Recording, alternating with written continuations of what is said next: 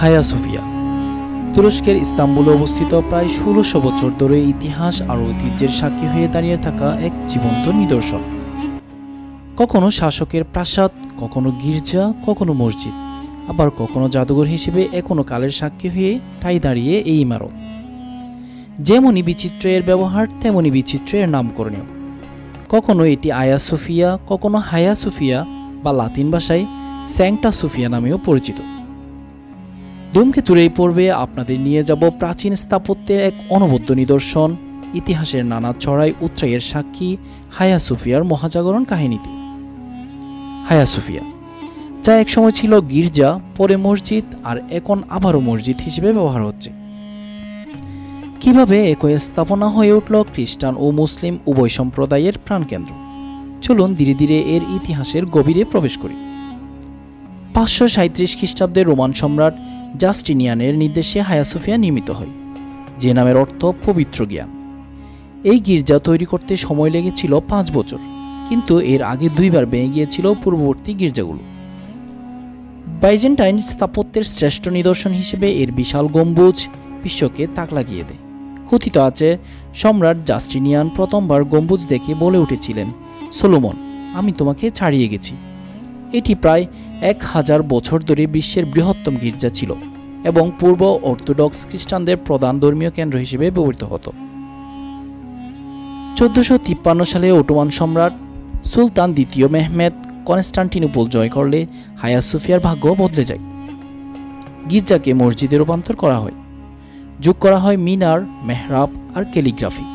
তবে Byzantine mosaic আর fresco অর্থাৎ যিশু মেরির ছবি চুন কালি দিয়ে ঢেকে দেওয়া হয়, ইসলামের জীবন্ত প্রাণীর ছবি নিষিদ্ধ হওয়ার কারণে। এভাবে শুরু হয় হায়া সোফিয়ার দ্বিতীয় জীবন। ১৯৩৫ সালে তুরস্কের প্রতিষ্ঠাতা কামাল আতাতুর্কের সেকুলার নীতির অধীনে হায়া সোফিয়াকে আবার জাদুঘরে পরিণত করা হয়। এ সময় খ্রিস্টান ও ইসলামিক নিদর্শনগুলো একসাথে প্রদর্শিত হতে থাকে। ২০২০ সালে তুর্কি সরকার আদালতের রায়ের ভিত্তিতে এটিকে আবার মসজিদ হিসেবে ব্যবহারের সিদ্ধান্ত নেয়, যা আন্তর্জাতিকভাবে বিতর্ক সৃষ্টি করে। আজও এই সিদ্ধান্ত নিয়ে বিতর্ক চলছে। ইতিহাস রক্ষা নাকি ধর্মীয় অধিকার, এই প্রশ্নে। হায়া সোফিয়ার স্থাপত্যে মিশেছে রোমান ইঞ্জিনিয়ারিং আর ইসলামিক সৌন্দর্য। ৪০টি জানালাযুক্ত গম্বুজটির নিচে আলো এসে পড়লে যেন স্বর্গীয় আবেশ সৃষ্টি হয়। ৫৬ মিটার উঁচু বিশাল গম্বুজটি রোমান পেন্থিয়নের পর প্রাচীন বিশ্বের সবচেয়ে বড় গম্বুজ। এখানে আছে বাইজেন্টাইন শিল্পের অনবদ্য মোজাইক, যা ইসলামী যুগে চুন লেপা দিয়ে ঢাকা দেওয়া হয়েছিল, পরে জাদুঘর কালে পুনরুদ্ধার করা হয়। বর্তমানে নামাজের সময় এগুলোকে পর্দা দিয়ে ঢেকে দেওয়া হয়।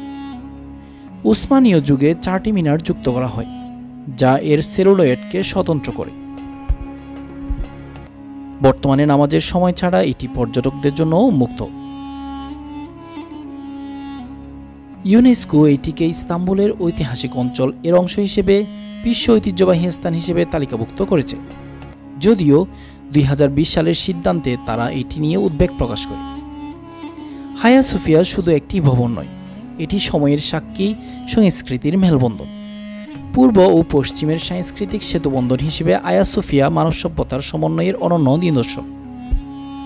এর স্থাপত্যশৈলী ও ইতিহাস বিশ্বজুড়ে আজও গবেষণার বিষয়। আপনিও কি এই ইতিহাসের সৌন্দর্যে মুগ্ধ? তাহলে ভিডিওটি শেয়ার করুন, লাইক করুন আর আমাদের চ্যানেলটি সাবস্ক্রাইব করে সাথে থাকুন। জানুন ইতিহাসের আরও রহস্যময় নানা অজানা গল্প। কমেন্টে লিখুন আপনার মতামত। পরবর্তী ভিডিওতে দেখা হবে ইনশাআল্লাহ। আল্লাহ হাফেজ।